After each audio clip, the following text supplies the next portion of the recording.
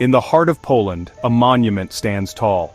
It bears an inscription, "To the man who stopped the sun and moved the earth." These words pay tribute to Nicolaus Copernicus, a figure whose impact on humanity is immeasurable. Copernicus, a man of quiet determination, dared to challenge the very foundations of our understanding of the universe. He is best known for his groundbreaking heliocentric theory. This theory placed the sun, not the earth, at the center of the solar system. His ideas sparked a revolution in scientific thought. They forever altered our place in the cosmos.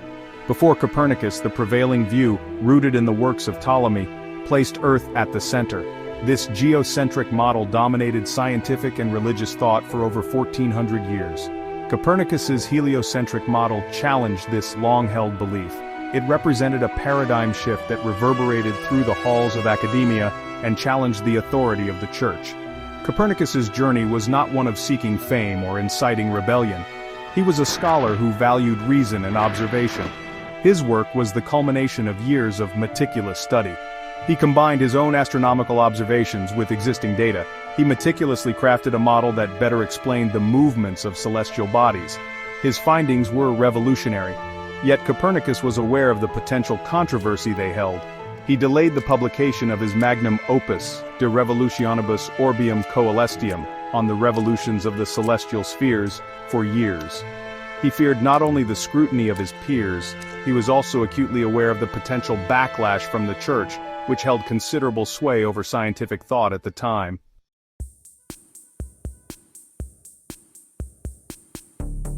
Nicolaus Copernicus was a man of many talents. He was an astronomer, mathematician, economist, physician, and translator. Born in 1473 in Toruń, Poland, Copernicus received a well-rounded education. He studied at the University of Krakow, then traveled to Italy to further his studies in law, medicine, and astronomy. His time in Italy exposed him to the works of ancient Greek and Roman scholars, including those who had proposed heliocentric ideas. Copernicus's education was instrumental in shaping his critical thinking. It fostered a spirit of inquiry that would later lead him to question the established order. Despite his revolutionary ideas, Copernicus lived a relatively quiet life. Unlike his contemporary Galileo Galilei, who faced persecution for supporting the heliocentric theory, Copernicus managed to avoid direct conflict with the Church. Some argue that his decision to publish his work in Latin, the language of scholars, rather than in a more accessible language, contributed to his relatively peaceful existence. Others believe that his death shortly after the publication of De revolutionibus spared him from the full brunt of the Church's wrath. Regardless of the reasons, Copernicus's journey is a testament to the power of intellectual curiosity. It highlights the courage it takes to challenge established norms. His story is a reminder that progress often comes at a cost. Sometimes it is the quiet revolutionaries who leave the most profound mark on the world. Their ideas, like ripples in a pond, spread out to touch and transform everything in their path.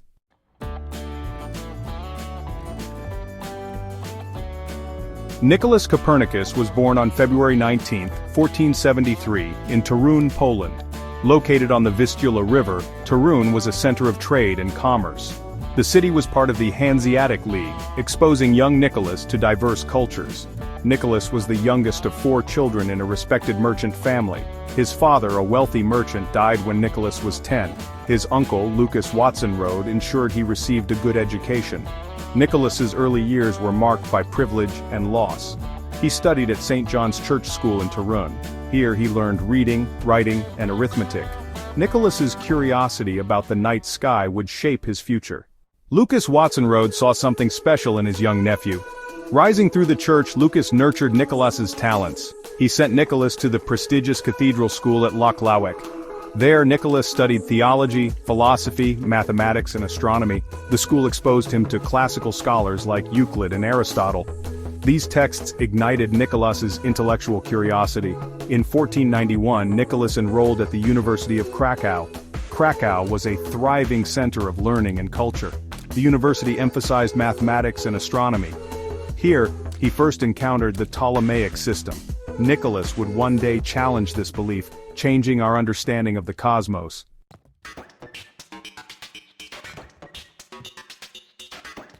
After 4 years at Krakow, Nicholas returned to Frombork at his uncle's behest. Lucas, now Bishop of Warmia, secured a canonry for Nicholas at Frombork Cathedral. Despite the secure position, Nicholas yearned to continue his studies. He convinced his uncle to let him study in Italy, the Renaissance epicenter. In Bologna, Nicholas immersed himself in canon law and astronomy. He met Novara, who introduced him to alternative theories about the universe. Together they conducted observations, fueling Nicholas's doubts about the Ptolemaic system. The seeds of doubt planted in Krakow sprouted in the fertile ground of the Italian Renaissance.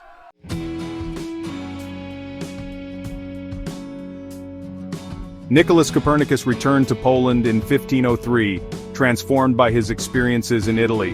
He had gone to study law and medicine, but astronomy captured his imagination. The Renaissance ignited his passion for classical knowledge, especially ancient Greek astronomers like Aristarchus of Samos. These ancient ideas resonated with Copernicus's doubts about the geocentric model. His mentor, Domenico Maria Novara, instilled in him a healthy skepticism. Together they made observations that challenged the Earth-centered view. The discrepancies gnawed at Copernicus's mind. He began to question the complex system of epicycles and deference. Could there be a simpler, more elegant explanation? Upon his return to Frombork, Copernicus settled into his duties as a canon, but his true passion lay in the stars. From a small observatory, he spent countless nights observing the heavens. Driven by curiosity, he sought to unravel the mysteries of the cosmos. Copernicus's doubts were fueled by the works of ancient and Islamic scholars. Their insights further fueled his research. He meticulously studied their works, finding many shared his doubts. He delved into the writings of Islamic scholars like Ibn al-Haytham and Nasir al-Din al-Tusi. Their work provided valuable insights for his research. These scholars made significant strides in understanding planetary movements.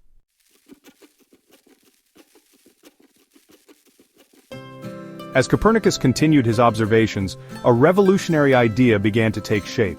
What if the sun, not the Earth, lay at the center of the universe?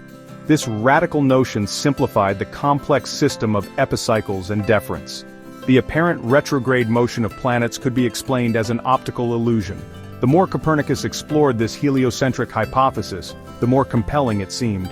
It elegantly explained astronomical phenomena difficult to account for under the Ptolemaic system. For instance, the heliocentric model provided a more natural explanation for the varying brightness of planets and their changing apparent sizes. It also offered a more straightforward explanation for the apparent annual motion of the sun against the background stars.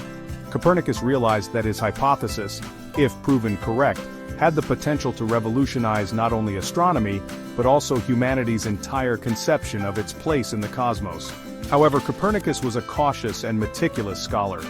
He knew that proposing such a radical idea would be met with resistance, if not outright hostility, from both the scientific community and the church. The geocentric model was not just a scientific theory, it was deeply ingrained in religious dogma and philosophical thought. To challenge it was to challenge the very foundations of knowledge and belief. Copernicus, acutely aware of the potential consequences of his ideas, proceeded with utmost care and deliberation. Despite his caution, Copernicus could not ignore the elegance and explanatory power of the heliocentric model. He began to develop his ideas in a manuscript known as the Commentariolus, a short treatise that he circulated among a select group of trusted friends and colleagues. The Commentariolus, written in the early 1510s, outlined the basic principles of Copernicus's heliocentric theory. It was a tentative first step, a way for Copernicus to test the waters and gauge the reaction to his revolutionary ideas before committing them to a more formal publication.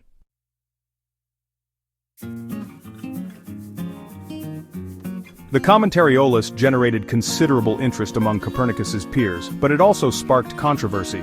Some scholars were intrigued by the elegance of Copernicus's heliocentric model, while others dismissed it as absurd and heretical. Copernicus, however, was not deterred. He continued to refine his theory, meticulously gathering more observational data and refining his calculations. For nearly 3 decades, Copernicus dedicated himself to perfecting his model of the universe. His work was a testament to the power of human curiosity and the enduring quest to understand the universe and our place within it.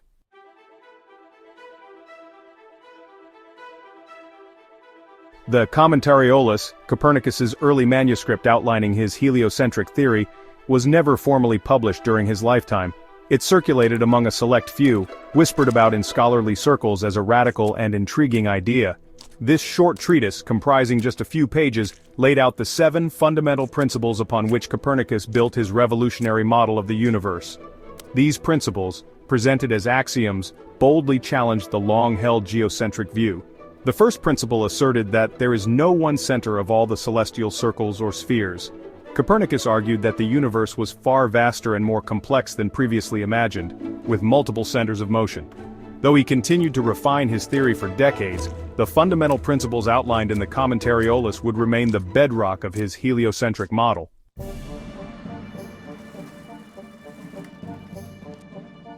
The 16th century was a time of great intellectual and religious upheaval. The Renaissance had rekindled an interest in classical knowledge and fostered a spirit of inquiry that challenged long-held beliefs. The Protestant Reformation, sparked by Martin Luther's challenge to the authority of the Catholic Church, had fractured the religious landscape of Europe. In this tumultuous environment, Copernicus's heliocentric theory, with its potential to overturn centuries of scientific and religious dogma, was bound to elicit a range of reactions. The initial response to Copernicus's work was surprisingly muted. The Commentariolus, circulated privately among a small group of scholars, generated interest and debate but no widespread condemnation.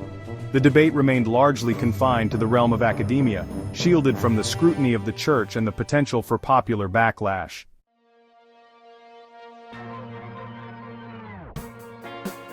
The Catholic Church's initial response to Copernicus's heliocentric theory was one of cautious acceptance, rather than outright condemnation. Copernicus himself was a devout Catholic, and he dedicated his book, De revolutionibus, orbium coelestium, to Pope Paul III. In the preface to his book, Copernicus carefully framed his heliocentric theory as a mathematical hypothesis, a tool for improving astronomical calculations, rather than as a challenge to the Church's teachings. The Church's focus on combating the spread of Protestantism likely contributed to its relatively muted response to Copernicus's work. The heliocentric theory, while potentially controversial, was not seen as an immediate threat to the Church's power and authority. However, the Church's acceptance of Copernicus's heliocentric theory was not without its limits.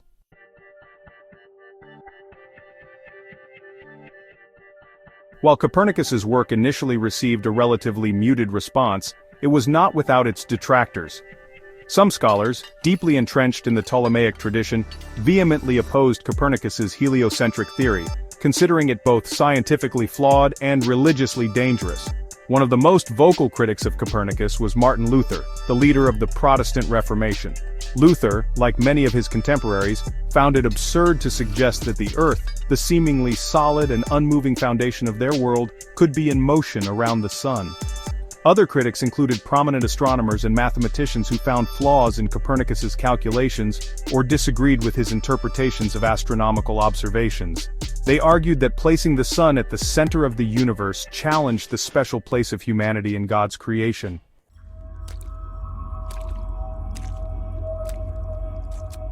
Despite growing criticism and the potential for religious persecution, Copernicus's work did not suffer the same fate as some of his contemporaries. Unlike Galileo Galilei, who faced trial and condemnation by the Inquisition for his support of the heliocentric theory, Copernicus died peacefully in 1543, shortly after the publication of his magnum opus, De revolutionibus orbium coelestium. Several factors contributed to Copernicus's relatively peaceful end. Firstly, his decision to publish his work in Latin limited its accessibility to a small, educated audience. Secondly, Copernicus, unlike Galileo, did not actively seek to promote his heliocentric theory or challenge the authority of the Church. Finally, Copernicus benefited from the support of influential figures within the Church, including his own uncle, Bishop Lucas Watson-Rode. In the decades following Copernicus's death, the debate over the heliocentric theory intensified.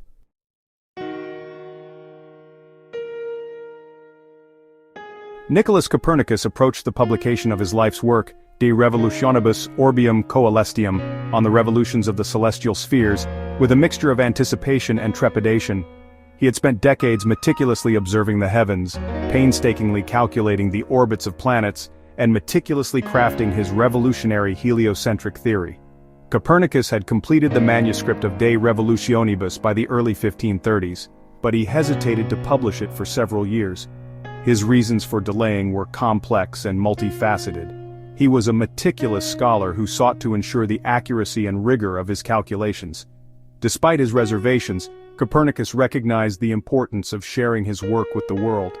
One such colleague, Georg Joachim Rheticus, a young and enthusiastic mathematician from the University of Wittenberg, would play a pivotal role in bringing Copernicus's work to light.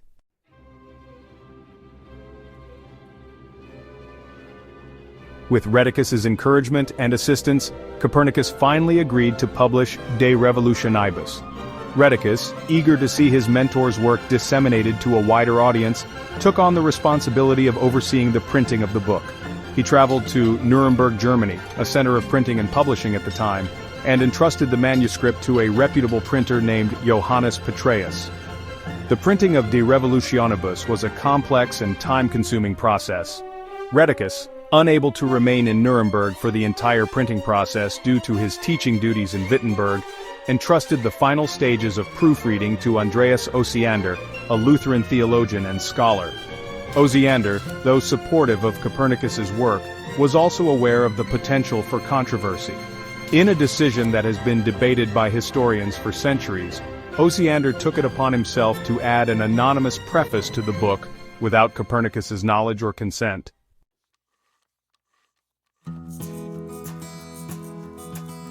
Section 3. The Slow Burn of a Scientific Revolution. De Revolutionibus Orbium, Coelestium was published in Nuremberg in 1543, just before Copernicus's death. Legend says Copernicus received a copy on his deathbed, but this is likely apocryphal. The publication marked a watershed moment in science, though its impact was not immediately felt. The initial response was surprisingly muted.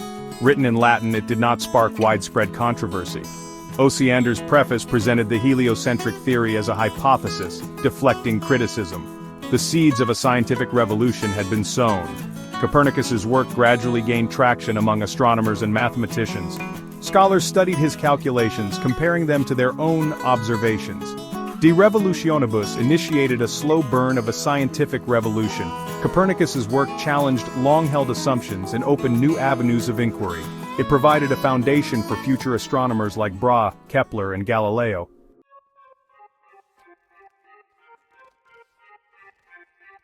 Section 4. The Enduring Legacy of a Paradigm Shift. Nicolaus Copernicus's De Revolutionibus Orbium. Coelestium sparked a revolution in astronomy, forever altering humanity's understanding of its place in the cosmos.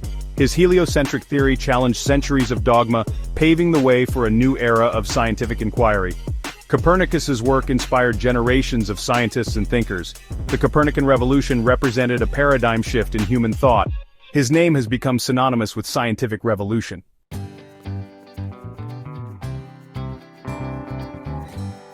Section 1. The Father of Modern Astronomy.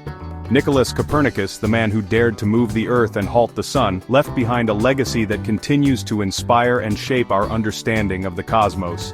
He is rightfully hailed as the father of modern astronomy, the catalyst for a scientific revolution that redefined humanity's place in the universe. His heliocentric model shattered the geocentric worldview that had dominated Western thought for centuries. Copernicus's greatest contribution was his belief in observation, reason, and mathematical harmony. His work laid the groundwork for Kepler, Galileo, and Newton. Copernicus's legacy extends far beyond astronomy, inspiring scientists, artists, and thinkers across disciplines. His name is synonymous with intellectual curiosity and revolutionary thinking.